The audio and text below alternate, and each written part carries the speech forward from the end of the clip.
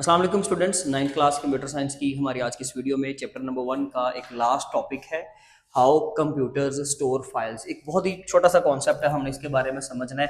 ये या तो शॉर्ट क्वेश्चंस के हवाले से इम्पोर्टेंट टॉपिक है या फिर इससे भी ज़्यादा अगर मैं कहूँ कि अगर आप इम्पोर्टेंट देखें तो फिर ये एमसीक्यूज के हवाले से बहुत ही इंपॉर्टेंट पोर्शन है। यहाँ पे ना आपको इस टॉपिक के नीचे डीड यू नो का एक बॉक्स मिलेगा। पहले आप उसके बारे में सुन लें कि वो डाटा का ना साइज लिखा हुआ है, यानी कि कैपेसिटी। अगर हम बात करें मेमोरी पे डाटा जब स्टोर होता है तो कितना डाटा स्टोर होता है उस यूनिट से लेकर एंड तक कि कितनी कैपेसिटी हो सकती है एक मेमोरी की, यानी कि डाटा का मैक्सिमम कितना साइज हो सकता है जब वो स्टोर होता है किसी ड्राइव के ऊपर, किसी डिस्क के ऊपर। तो वो डिस्क में जब डाटा को हम यूनिट वाइज डिवाइड करते हैं, यानी कि उसके यूनिट्स बनाते हैं, तो वो यूनिट्स कितने हो सकते हैं, किस तरह का डाटा हो सकता है, वो सारी डिटेल है। जैसे कि मिसाल के तौर पे हमें पता है जी कि सबसे बेसिक जो यूनिट है ना वो एक बाइनरी नंबर होता है जो 0 या 1 हो सकता है एक वक्त में। अगर हम क्वांटम कंप्यूटिंग का कॉन्सेप्ट ना देखें तो उसके अलावा 0 या 1। और ये अगर 4 बिट्स मिलाएं, अगर हम 4 बिट्स इकट्ठे करें, कोई भी चारों जीरोस भी हो सकते हैं, 4 वंस भी हो सकते हैं, या फिर कॉम्बिनेशन ऑफ 0 एंड 1 हो सकता है। तो ये जो 4 बिट्स होते हैं ना, इनको हम बोलते हैं 1 निबल। ठीक है जी, ये आपने यूनिट याद रखना है कि अगर 4 यूनिट है ना, 4 आपके पास बाइनरी डाटा है, बाइनरी बिट्स हैं, तो वो 1 निबल के बराबर होते हैं। फिर अगर हम 8 बिट्स की बात करें, 8 बिट्स, तो 8 बिट्स होता है 1 बाइट। और कंप्यूटर की मेमोरी में डाटा मोस्टली जो है वो ब्लॉक्स में, रैम के ऊपर की अगर हम खास करके बात करें तो वो बाइट वाइज स्टोर होता है, यानी कि 1 बाइट, 2 बाइट, 3 बाइट का, यानी कि एक ब्लॉक के अंदर एक पूरा बाइट स्टोर होता है, यानी कि 8 बिट्स मेमोरी के अंदर स्टोर होते हैं। लेकिन क्या यूनिट यही है डाटा का? नो। जैसे टाइम का यूनिट सेकंड भी है, मिनट भी है, आवर भी है। इसी तरह से डाटा के अंदर भी बहुत सारे यूनिट्स हैं जो हम इस्तेमाल कर सकते हैं। जब हमने स्टोरेज डिवाइस बाय करनी होती है तो हम उसका यूनिट बताते हैं उसके हवाले से। जैसे कि मिसाल के तौर पे अब इससे अगर आगे चलें तो 1024 बाइट्स, यानी कि एक बाइट से हमने कितने बनाए? 1024 बाइट्स। तो 1024 बाइट्स को हम बोलते हैं 1 KB, kilo byte. Kilo basically यहाँ पे प्री फिक्स है, यानी कि 10 रेज़ टू पावर 3। इसी तरह से 10 रेज़ टू पावर 6, 9 वो चलता जाएगा। तो ये 1 किलो बाइट का मतलब है 1024 बाइट्स। ओके। फिर 1 MB, यानी कि आप ये कह लेंगे अगर 1024 बाइट्स थे तो क्या मिला? 1 KB। अगर 1024 1 KB की बजाय 1024 KBs की बात करेंगे तो वो किसके इक्वल हो जाएगा? 1 MB। इसी तरह से ये चलता चलता आपका कहां तक जाएगा? 1024 जेटा बाइट्स को इकट्ठा करें तो एक योटा बाइट बनता है। ठीक है जी। इस तरीके से ना आपका ये पूरा स्केल, आपने ये पूरा स्केल तैयार कर लेना मेमोरी का। ये बड़ा सिंपल सा कॉन्सेप्ट है, बस आपको ये पता होना चाहिए कि एक जो 1024 MBs हैं तो उसमें जीबी कितने बनेंगे, 1024 जीबीज हैं तो उसमें जो है वो टीबी कितने बनेंगे। इस तरीके से ये पूरा एक स्केल चलता जाता है, आपको याद होना चाहिए। यहाँ से एमसीक्यू आ सकता है। अदरवाइज एक छोटा सा शॉर्ट क्वेश्चन है कि जी how computer store file, file को स्टोर कैसे करता है। देखिए जी, फाइल होता क्या है, हम पहले फाइल की बात करते हैं ना कि फाइल में क्या हो सकता है।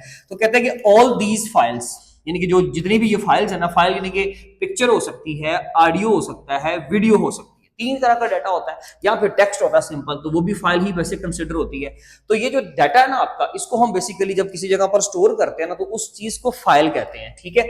अगर पिक्चर की फाइल है तो उसकी एक्सटेंशन अलग होगी, पता चल जाएगा कि जैसे कि .jpg, तो पता चल जाएगा कि ये पिक्चर है।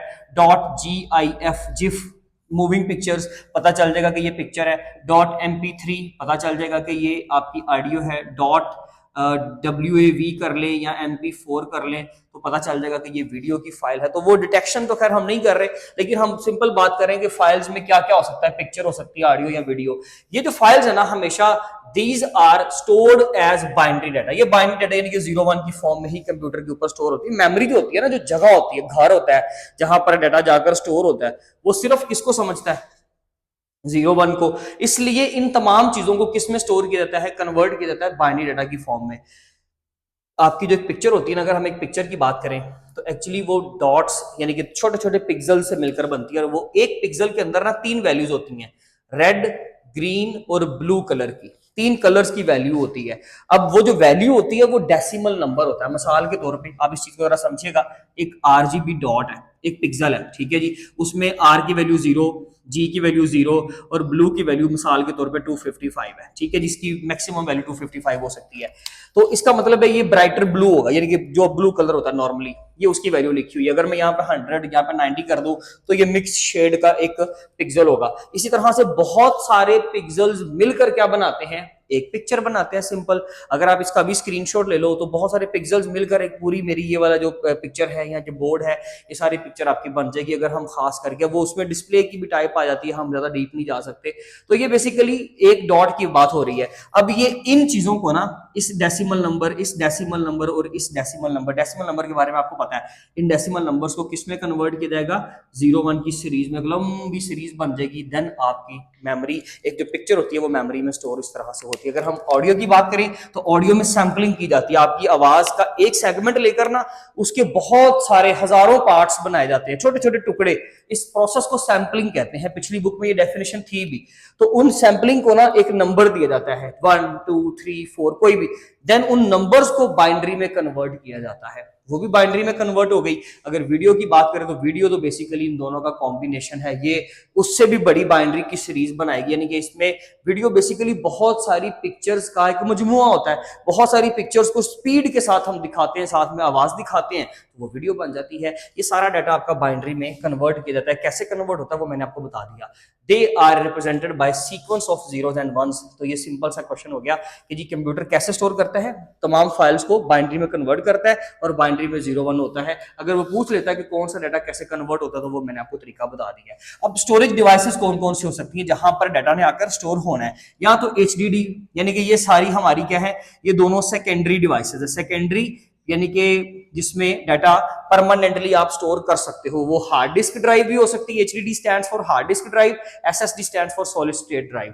एचडीडी में क्या होता है, स्पिनिंग डिस्क होती है, यानी कि डिस्क होती है और उसके ऊपर बहुत सारी डिस्क, वैसे तो एक्चुअली बहुत सारी डिस्क हो सकती हैं, वो एक डिस्क जो है ना, अगर हम उसकी बात करें तो वो घूमती है। उसके ऊपर ना, अगर लेट्स से हम हार्ड डिस्क की बात करिए, पहले भी कर चुके हैं, इसके ऊपर बहुत सारे ट्रैक्स होते हैं और उन ट्रैक्स को फर्दर बहुत सारे सेक्टर्स के अंदर डिवाइड किया होता है। इनके ऊपर जाकर डाटा क्या होता है, जाकर आपका स्टोर होता है। वो डिस्क घूमती है, किसी एक जगह पे रीड या राइट हैंड लगा होता है, एक पॉइंटर होता है जो डाटा को रीड करता है या डाटा को उसके ऊपर राइट करता है। फाइल को अगर लेकर आना है, उठाना है, पिक करना है, मेमोरी पर शो करवाना है, तो बेसिकली हमें राइट ऑपरेशन यूज करना पड़ता है अगर उसको आउटपुट डिवाइस पर लेकर जाना है। अगर किसी डाटा को स्टोर करवाना है तब भी राइट ऑपरेशन, और अगर जस्ट एक डाटा को हम लोगों ने एक इनपुट डिवाइस से पकड़ना है तो रीड करना होता है। ये मुख्तलिफ ऑपरेशन है। खैर आप दो ऑपरेशन याद रखें, डाटा को या तो रीड करना है या डाटा को राइट करना है। आसान लफ्जों में ये समझ लीजिए कि अगर आपने किसी इनपुट डिवाइस से डाटा हासिल करना है तो रीड का ऑपरेशन, और अगर आउटपुट डिवाइस पे दिखाना है तो राइट का ऑपरेशन।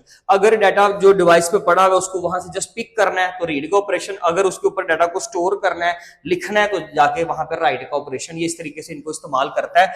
ये आपका रीड राइट हेड होता है, एक छोटा सा बेसिकली समझ लीजिए गैजेट है, टूल है, जो उसके ऊपर पड़ा होता है, डाटा उन ट्रैक्स के ऊपर से रीड कर रहा होता है। ठीक है जी, तो इसके ऊपर बेसिकली डाटा उन स्पिनिंग डिस्क के ऊपर स्टोर होता है और उसके घूमने की वजह से डाटा रीड या राइट होता है। ठीक है जी, क्योंकि इसमें एक मैकेनिकल सिस्टम आ गया ना, एक फिजिकल सिस्टम आ गया कि जिसमें डिस्क घूम रही है, इसलिए थोड़ी सी इसकी जो वर्किंग है वो स्लो है, क्योंकि मैकेनिकल वर्क जहां पे भी होगा वो डिवाइस आपकी स्लो हो जाएगी। इसके मुकाबले में अगर आप देखें एसएसडी, तो उसमें फ्लैश मेमोरी, छोटी छोटी मेमोरी चिप्स का कॉन्सेप्ट है ना, यहाँ पर बेसिकली कोई स्पिनिंग डिस्क, को घूमने वाला मटेरियल नहीं है, तो फ्लैश मेमोरी में ना जाकर डाटा स्टोर होता है। जैसे यूएसबी की बात कर लें आप, तो यूएसबी पर डाटा जो है वो फ्लैश मेमोरी चिप्स के जरिए से आपके कंप्यूटर, आपके जो मोबाइल फोन है, आप इसकी एग्जांपल ले लें, इसमें चिप्स यूज की होती है फ्लैश मेमोरी की, तो इनके ऊपर जाकर डाटा स्टोर होता है। ये ज्यादा फास्टर एक्सेस देता है और उसकी परफॉर्मेंस भी, जिसमें एसएसडी लगी होती है उसकी परफॉर्मेंस भी अच्छी होती है, अल्टीमेटली अच्छी होगी, क्योंकि कोई फिजिकल, कोई मैकेनिकल सिस्टम नहीं है, घूमने वाला सिस्टम नहीं है।